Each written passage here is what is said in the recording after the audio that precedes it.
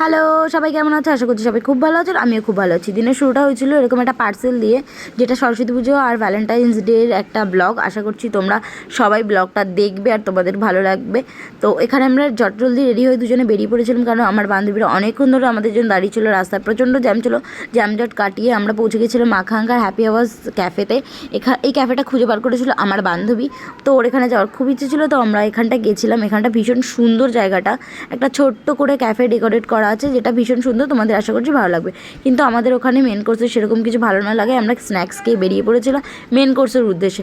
ঘুরতে বেরোবো আর খাবো না, সেটা তো হতে পারে না। তাই জন্য আমরা ক্রিমসের ওপরে একটা ক্যাফেতে গেছিলাম, ক্যাফে কাম রেস্টুরেন্ট বলতে পারো, যার দুটো সিটিং এরিয়া আছে। আর নিচটা আছে সাউথ কলকাতার থিমে করা আছে, যেটা ভীষণ সুন্দর লাগবে দেখতে। তো তোমরা যারা চিনার পার্কের কাছাকাছি থাকো অবশ্যই এখানটা একবার ঘুরে আসতে পারো। আর এর উপরে যে রুটটপ ক্যাফেটা যেটা আমরা বসেছিলাম, সেটা ভ্যালেন্টাইন্স ডে সরস্বতী পুজোর জন্য বেশ ভালো করে সুন্দর করে বেলুন টেলুন দিয়ে ডেকোরেট করা ছিল। আর আমরা এখানে অনেকক্ষণ ধরে বসেছিলাম, আর বসে এখানে কী করবো তাই একটু ঢং করে নিচ্ছিলাম।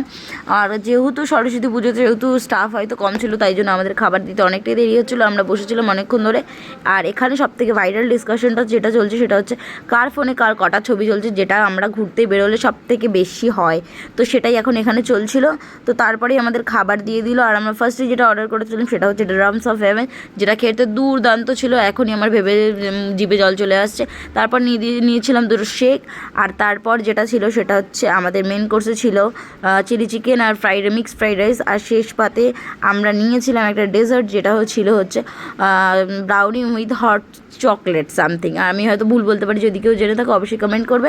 আর চ্যানেলটাকে অবশ্যই ফলো করবে। টাটা।